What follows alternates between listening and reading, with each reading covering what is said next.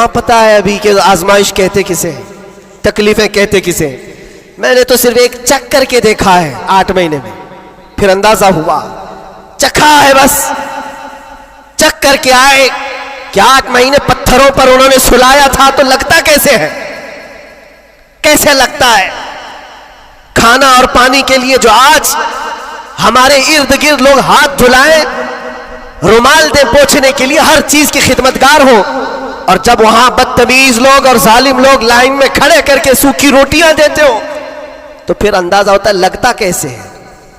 ये छोटी सी चीज हमने चख करके देखा है, वो रोटियां देखी जिससे इंसान का गला कट सकता है। मेरे अजीजों, ये सब बातें इसलिए अर्ज कर रहा हूं कि अभी इम्तिहान बाकी है हमारे। अगर नामों से मुस्तफा की बात करते हो तो फिर इन सब चीजों के लिए तैयार रहो, इन सब चीजों के लिए तैयार रहो। और एक बात मैं बताता हूं, ये बाहर मजमों में बैठ करके बात करना बहुत आसान है, और अंदर तकलीफें सह करके फिर ये बात करो। मेरे अजीजों, कभी कभार घबराहट ऐसी होती थी, कुछ कैदी लोग आकर कहते थे कि सच में अल्लाह है, ऐसे सवाल, अल्लाह है, सुनता है। और उस वक्त कोई आयत उनको बताने में भी हमें ऐसा लगता। एक कैदी से मैंने कहा, इन्ना मअल उसरि युसरा, हर तकलीफ के बाद आसानी अल्लाह का वादा है। झट से उसने कहा, मौलाना 16 साल हो गए, अभी कब आएगी वो आसानी। हमारे पास क्या जवाब है? ये तकलीफें सह करके फिर आयतों पर यकीन करना, ये बहुत बड़े कमाल की बात। यहां बाहर बैठ करके जो तसल्ली की बातें करें, मेरे अजीजों, बहुतों को हमने देखा है, बहुतों को जान भी देंगे, गर्दन भी कटा देंगे, बहुत सारी बातें हैं।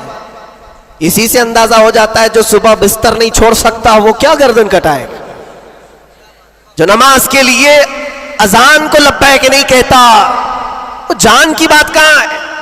एक डंडे से सारी चीजें भाग जाएंगी, सब निकल जाते हैं इधर उधर। मैं सब की बात नहीं करता। आजमाइशें जिस वक्त आएंगी मेरे अजीजों, इस्तिकामत ये किसी छोटे मोटे चीज का नाम नहीं है।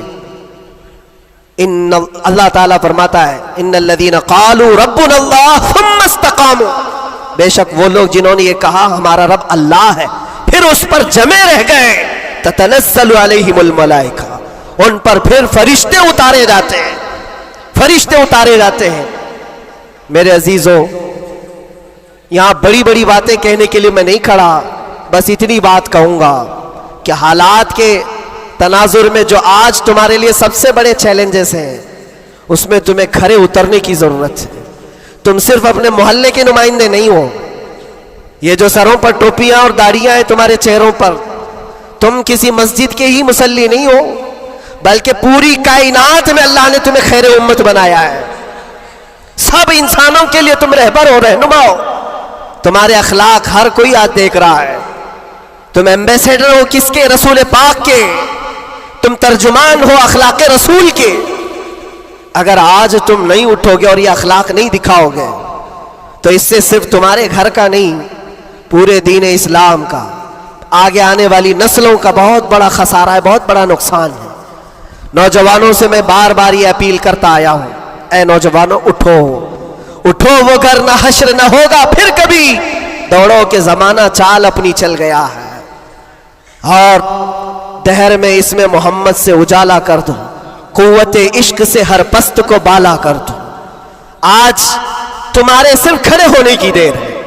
किस चीज के लिए खड़े होने की देर है? जब जब मैं ऐसी बातें करता हूं तो हमारे जो रिश्तेदार कलम कापी लेकर बैठे उनको लगता है ये जंग के लिए बुला रहे हैं, अभी तलवार भाले नेज़े की बात कर रहे हैं।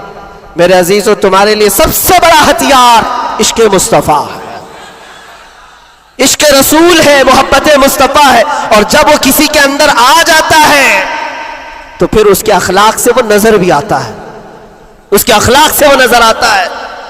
जाहिल आशिक रसूल नहीं बन सकता। आशिक रसूल इल्म की तरफ बढ़ता है।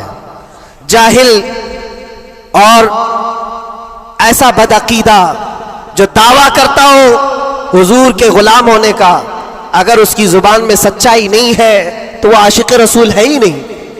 अल्लाह के नबी सल्लल्लाहु ताला अलैहि वसल्लम ने फरमाया, मेरे गुलामों में से जितने हैं, अगर कोई मुनाफिक हो तो मुनाफिक के अंदर दो आदतें जमा नहीं हो सकती।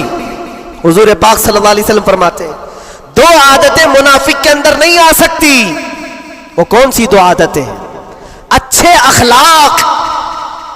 ये अच्छे अखलाक, ये सिर्फ हंस करके मिलना, इसको अच्छे अखलाक नहीं कहते, वो बहुत लंबी इसकी एक तशरीह है। अच्छे अखलाक मुनाफिक के अंदर नहीं आ सकते।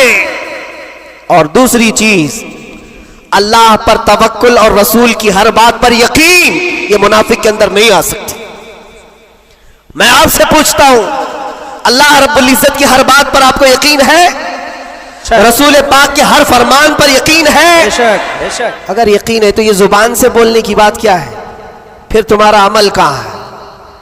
इसीलिए सैयदना अबू बकर शिबली रहमतुल्लाह ताला अलैह सिलसिले कादरिया के बड़े बुजुर्ग हैं, गौसे पाक के दादा पीरों में आते हैं।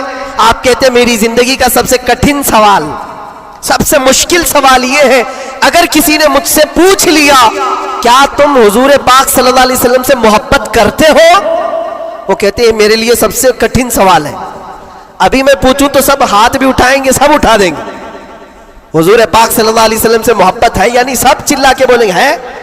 लेकिन हजरत अबू बकर शिबली कहते हैं ये मेरे लिए इसका जवाब सबसे मुश्किल है। कहा इसमें क्या मुश्किल है? आप फरमाते हैं अगर ना कह दिया तो ईमान चला जाएगा, अगर ना कह दिया तो ईमान चला जाएगा, और अगर हां कहूं तो मेरे अमाल उसके मुताबिक नहीं, झूठा पड़ जाता हूं, दिल मलामत करेगा। जुबान से तू रसूल पाक की मोहब्बत की बात करता है, कहां है तेरे अमल? अजीजा ने गिरामी वक़ार, ये दो आदतें मेरे आका फरमाते हैं मुनाफिक के अंदर नहीं आ सकती। अच्छे अखलाक और अल्लाह उसके रसूल पर यकीन कामिल। यकीन से ही तो आरी होता है मुनाफिक, यकीन उसका खत्म हो चुका होता है। यहां अभी लक्की ड्रॉ शुरू हो जाए और चीट पे चीट होते रहते, हर साल होते रहते, फिर भी उसमें घुसते भी रहते। लाख का 2 लाख बनाना है, अभी देखो कितने आ जाएंगे। और कैसे कैसे चीटर लोगों पर यकीन करते हैं, और 2-4 लोगों ने बोल दिया कि नहीं मेरा भी डबल हुआ है, सब आ गए, लाइन लग जाती है, कई कई 100 करोड़ खा करके चले जाते हैं। इन पर तुम्हें यकीन है? और मुस्तफा करीम सल्लल्लाहु ताला अलैहि वसल्लम ने फरमाया, तुम सुबह अपनी नींद को छोड़कर, बिस्तर कर छोड़कर अपने घर से वजू करके मस्जिद की तरफ निकल कर आए, 2 रकात नमाज अदा कर लिया। हुजूर पाक सल्लल्लाहु अलैहि वसल्लम फरमाते पूरी दुनिया की दौलत से ज्यादा कीमती है। सुभान अल्लाह, सुभान अल्लाह। यकीन है इस पर तो इन्वेस्ट करो। अगर हुजूर पाक सल्लल्लाहु अलैहि वसल्लम की हर बात पर यकीन है तो इन्वेस्ट करो इसमें। आज यही तो बात है, ये सबसे बड़ा चैलेंज है। मुनाफिकत आने लग गई है, बुज़दिली कहां से आती है? अल्लाह उसके रसूल की हर बात पर यकीन कामिल हो जाए बंदे को, तो फिर वो मुनाफिक नहीं रहता, वो ईमान वाला होता है। और फिर मुसीबतें तो आएंगी, लेकिन मुसीबतें उसका कुछ नहीं बिगाड़ सकती। हजरत अबू हुरैरा रज़ी अल्लाह ताला अन्हु की हदीस है, फरमाते हैं अगर मुझ पर पहाड़ 10 पहाड़ भी नाजिल हो जाएं, उतर जाएं, तब भी मैं खौफजदा नहीं होता, डर नहीं है मुझे। कहा क्यों? कहा कुरान की एक आयत मेरे लिए काफी है। पूछा कौन सी आयत? फरमाते अल्लाह फरमाता है कुल लन युसीबना इल्ला मा कतबल्लाहु लना हुवा मौलाना व अलल्लाहि फल्यतवक्कलिल मुमिनून। फरमाते हैं अल्लाह ने अपने नबी से कहा है, ऐ महबूब आप फरमा दें हरगिज हमको कोई मुसीबत नहीं आती, उतनी ही आएगी जितना अल्लाह ने लिखा है। सुभान अल्लाह, सुभान अल्लाह। उतनी ही आएगी जितनी अल्लाह ने लिखा है। और फिर आगे रब ताला फरमाता हुवा मौलाना, वही हमारा मददगार है, वही हमारा मददगार है।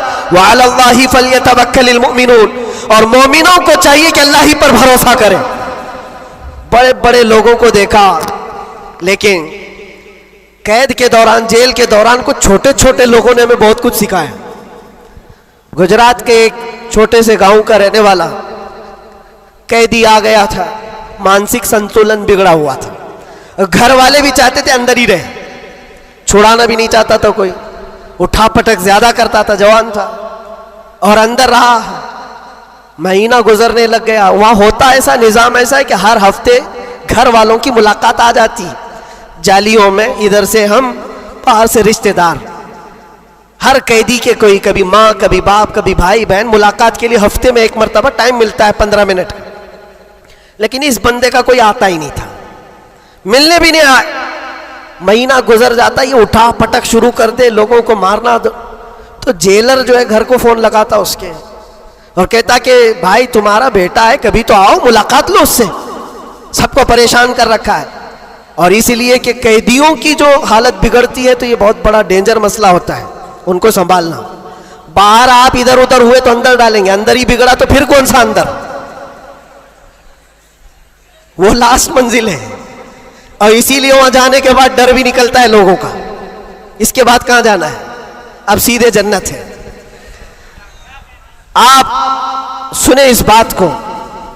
उसका बाप आया और कहा कि बेटा थोड़े दिन हो गए। इसने पूछा कब छुड़ाओगे मुझे, बेल कब होगी, छोटे से केस थे। कहा इस मंडे को जो है तुम्हारी बेल रख दूंगा, छुट जाओगे, इस मंडे को निकल जाओगे। वो आया, सब बैठे हुए थे, खुशी से ऐलान करता मंडे को मैं चला जाऊंगा, मंडे को छूट जाऊंगा। मंडे आया, ट्यूसडे आया, वेडनेसडे आया, फिर हफ्ता, 2 हफ्ते उसका बाप आया ही नहीं। महीना गुजर रहा है, फिर ये उठा पटक शुरू करे। फिर फोन करके उसके बाप को बुलाया, आओ मुलाकात लो। बाप आया, फिर पूछा कब होगा अब्बा। कहा मैं थोड़ा सा काम में बिजी था, इस मंडे तो तेरा हो जाएगा, इस मंडे को हो जाएगा। ये आता और कहता फिर बेचारा, वहां तो ऐसे ही है, सब तिनके के सहारे पे ही रहते। वकील बोलता है इस डेट में होगा, हाँ ठीक है, उसके अलावा करे क्या। तो वो सबसे कहता है इस मंडे को पक्का है, वो भी गया मंडे। फिर 1 महीना गुजरा, ये 6 महीने उसका बाप हर मंडे को ही बोलता था, बार बार आए, तवज्जो चाहता हूं। और हालत ऐसी हो गई 6 महीने के बाद, वो बाप से मिलकर के अंदर आ रहा है, सारे कैदी खुद ही बोलने लगे इस मंडे को है ना तेरा। उसके बोलने से पहले ही कहते इस मंडे को बेल है ना तुम्हारी, जमानत होने वाली है। उसको हर्ट हो गया, तकलीफ हो गई। जब दिल पर किसी के चोट लगती है तो टूटे हुए दिलों की बहुत जल्दी सुनी भी जाती है। उसने झल्ला करके कहा था, गाली दे करके कहा था, क्रिमिनल था, गाली दे करके कहा था सबको, तुम लोग मेरा मजाक उड़ा रहे हो, मेरे बाप की वजह से या जेलर की वजह से मैं अंदर नहीं हूं, मेरा खुदा इतने दिन का लिखा है और जिस दिन लिखेगा तुम सब देखते रहोगे, मैं चला जाऊंगा। क्या बात है, वाह वाह। हमने सोचा ये कहां से इतना बड़ा ईमान आया। और इत्तेफाक से शनिचर के दिन वो अपने बाप से मिलकर के आया था, उसको चिढ़ाया गया था और वो बिफर करके इस तरह की बात किया था। और मंडे के दिन उसका बाप जमानत का बीड़ा लेकर आ ही गया और वो हंसते खुशी से जा रहा था और कहा मैं नहीं कह रहा था, मेरा खुदा जब तक लिखा हुआ है तब तक मैं यहां रहूंगा, किसी के बाप की ताकत नहीं हमें अंदर रखने की। इसीलिए मैं कहता हूं मेरे अजीजों, जो भी मुसीबतें आएंगी, हमारा अकीदा है अल्लाह ने फरमाया उतनी पहुंचेंगी जितनी अल्लाह ने लिखा है, और मददगार भी वही है, मददगार भी वही है। मैं इससे कबल भी आपके यहाँ एक बात सुनाया था, हजरत सैयदना यूसुफ अलैहिस्सलातु तस्लीम के मुतालिक। आप जेल के अंदर 7 साल काट लिए और 2 कैदियों ने ख्वाब देखा था। हजरत यूसुफ अलैहिस्सलाम ने उनके ख्वाब की ताबीर बताई थी। एक उसमें मरने वाला था, एक छूटने वाला था। कुरान पाक में वाकया मौजूद है। जो छूटने वाला था उसको यूसुफ अलैहिस्सलाम ने कहा था कि मैं तेरे ख्वाब की ताबीर बता रहा हूं, छूट करके जाएगा तू, बादशाह बदल चुका है, जो मुझे कैद में डाला था वो नहीं है, मिस्र का बादशाह भी बदल गया है। जाना और बादशाह से मेरी दरखास्त रखना कि मैं बेकसूर कई सालों से अंदर कैद में हूं। ये कैदी अपने ख्वाब की ताबीर के मुताबिक ही, उसने ख्वाब देखा था, उसकी ताबीर के मुताबिक छूट गया। और जेल से छूटने वाला सब भूल भी जाता है, पलट के दरवाजा भी नहीं देखता, कौन है क्या है सब भूल जाता है। और वो भी गया बेचारा, सब भूल गया।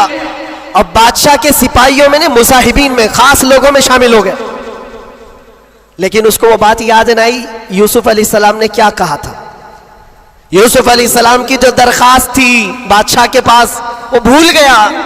और बाज रिवायतों में फिर 7 साल गुजर गए बिना किसी गलती और कसूर के। यूसुफ अलैहिस्सलातु तस्लीम एक दिन रब ताला की बारगाह में रो पड़े, कहा है मालिकुल मुल्क या ज़ल जलाली वल इकराम, तेरा ये बंदा बेकसूर कब तक ये दरवाजों के अंदर कैद रहेगा? क्या मेरे लिए दरवाजे अब खुलेंगे नहीं? तो जानते हो ये ऐसा मकाम है। रब तबारक व तआला ने फरमाया, ऐ यूसुफ, कैद में अंदर गया, अगर तुझे बाहर जाना ही था तो बादशाह से क्यों दरखास्त किया? क्या मैं नहीं था? ये नबियों के लिए है मेरे अजीजों, आला ईमान है। हजरत यूसुफ अलैहिस्सलाम इस पर फूट फूट कर रोते रहे।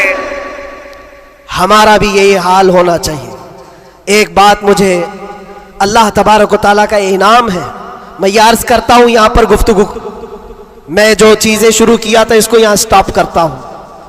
सारे लोगों ने दुआएं की, मुझे पता है, और सबसे ज्यादा मैंने हुजूर ताजुश शरिया को और हुजूर अमीन मिल्लत को ख्वाब में बार बार देखा, और हज़रत ने अभी मुझसे कहा था कि हम सब परेशान थे, बहुत दुआएं करते थे।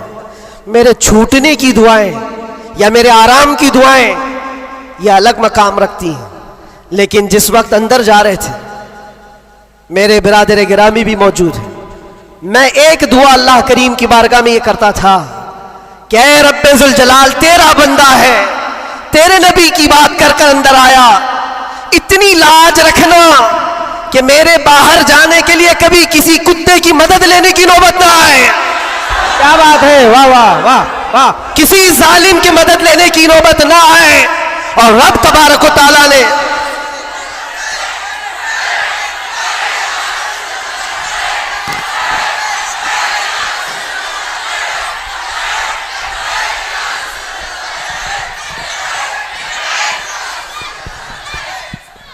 इस बात की वजाहत भी कर दूं, बहुत बड़ी जिम्मेदार शख्सियत मौजूद है, मेरे अल्फाज का मैं जिम्मेदार हूं जो कुछ कह रहा हूं।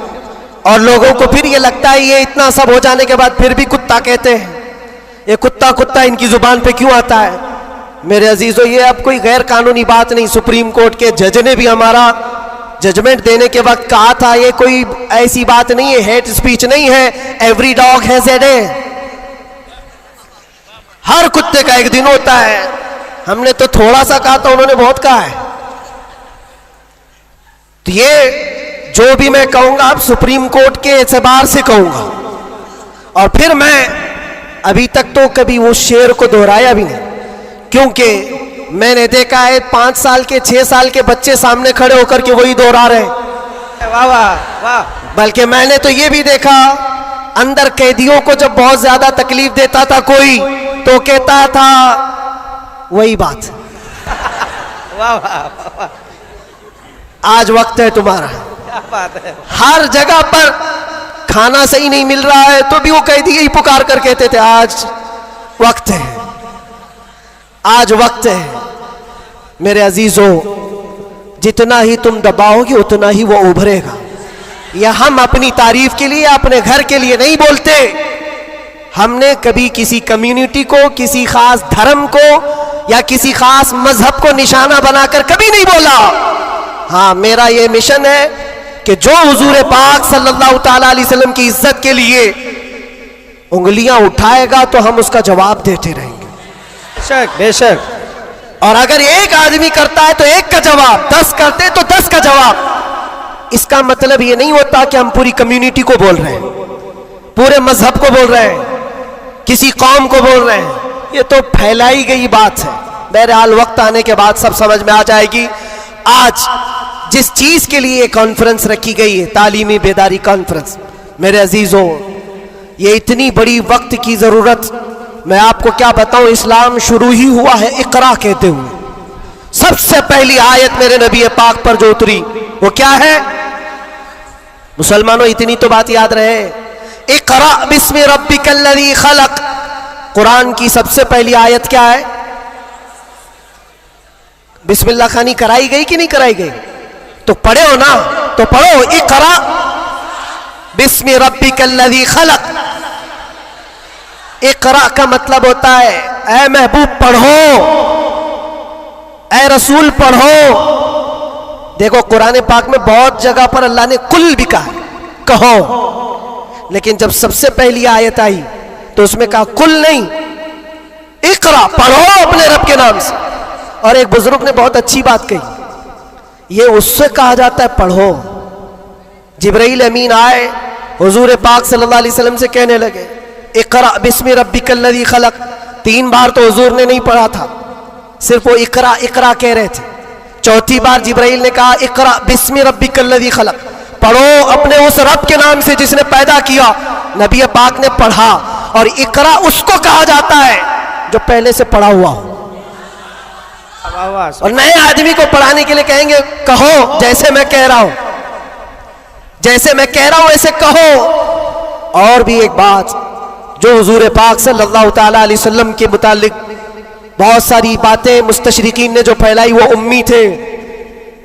उम्मी का माना कुछ ना हंजार लोग अनपढ़ करते हैं कि इनके रसूल अनपढ़ थे। अनपढ़ नहीं, उम्मी कहते हैं जो किसी से नहीं पढ़ा हुआ हो।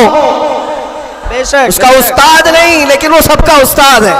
सुभान अल्लाह, सुभान अल्लाह। अब एक बात तो मुझे बताओ, कुरान कहता है अर्रहमान अल्लमल कुरान खलकल इंसान, 3 आयतें।